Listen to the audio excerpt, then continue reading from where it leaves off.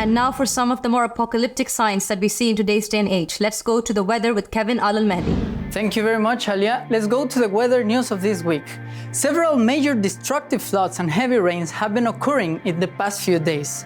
On Thursday, the 6th of July, a dramatic flash flood hit Zaragoza, the capital city of the Aragon region of Spain, after experiencing heavy rainfall within a short period. The storm caused multiple high water rescues by firefighters as floodwaters swept through the city. The floods resulted in flooded homes, damaged roads, and the destruction of a school building. Several videos shared on social media show the powerful floodwaters engulfing central parts of Zaragoza. The depth of the floods reached an estimated 2 meters. The region also suffered crop damage due to heavy rain. The local government estimates that repairing the damages caused by the floods will require an investment of millions of euros. Meteorologists have described the storm as historic. And speaking about hailing, look at these pictures. They all come from different provinces of Spain, which have been also experiencing severe hailstorms. Look at the size of the hailstones. All these pictures come from this past week alone. In Indonesia, a cold lava flood, also known as a lahar, caused by Mount Semeru in Lumajang, East Java, on Saturday, the 8th of July, has led to the declaration of a 14-day state of emergency by the local authorities. Extreme weather conditions, including heavy rainfall and landslides, have resulted in flooding and damage to several villages in the region. Evacuation efforts have been made and temporary shelters have been set up. As a consequence of the lahar floods, bridges have been severed, roads have become impassable, and traffic diversion have been implemented. A lahar is a mixture of volcanic materials and water that can flow rapidly down slopes, posing risks to human lives and infrastructure. They are considered to be among the most destructive natural disasters. A lahar was responsible, for example, for the destruction of the ancient cities of the Herculaneum and Pompeii during the eruption of Mount Vesuvius in 79 AD. And on Sunday, the 9th of July, the images speak for themselves.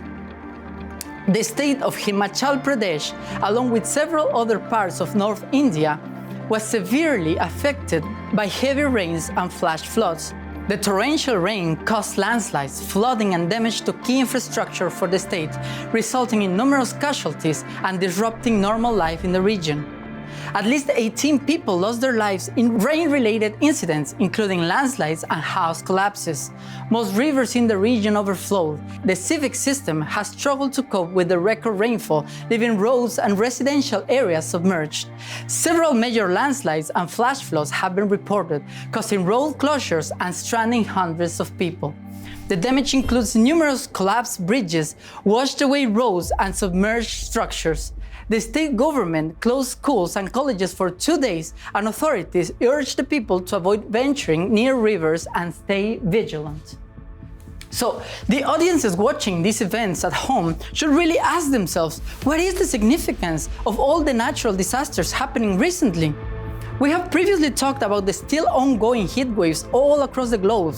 Since then, the Copernicus Earth Observation Program has reported that past June was the hottest June since we have started recording the weather. That past Monday, the 3rd of July, was the hottest day on record with a global average of 16.88 degrees Celsius, and that just next day, Tuesday, the 4th of July, the previous day's world record was broken again with a global average of 17.03 degrees Celsius.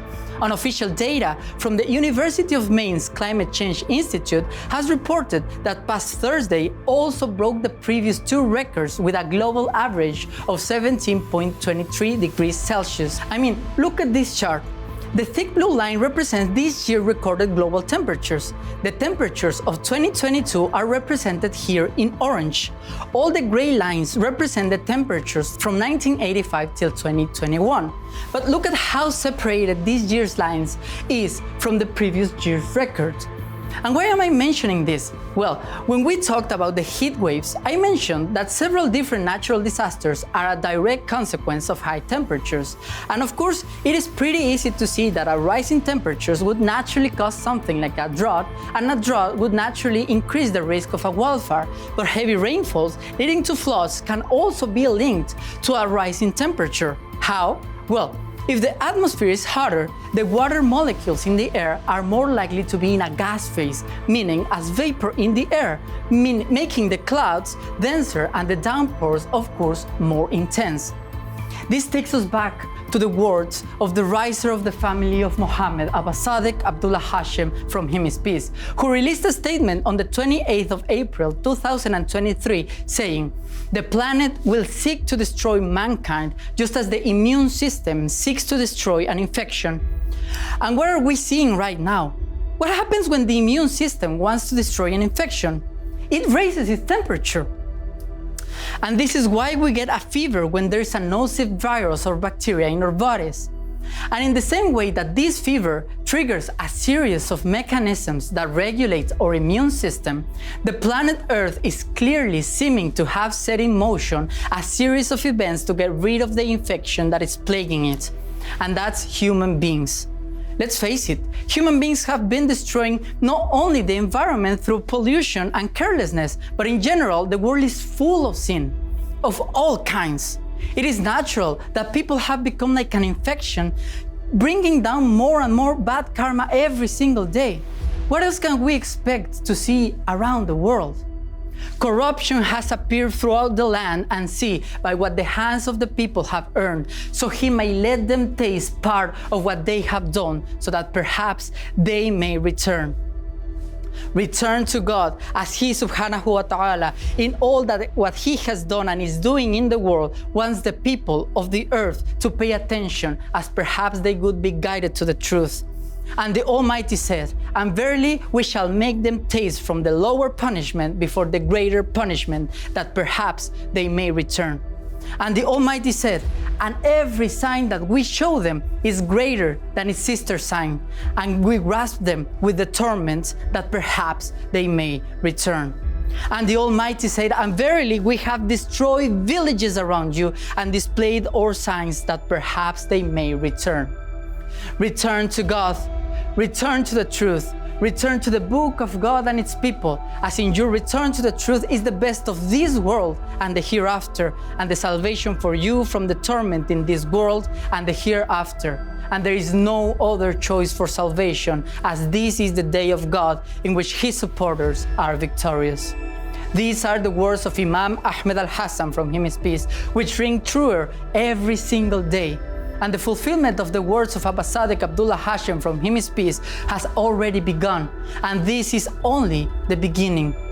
Listen to the words of Abasadik again and pay close attention, because there is no way to escape what's going to come except by becoming a supporter to the vicegerent of God on earth, and that is Abasadik Abdullah Hashem, from him is peace.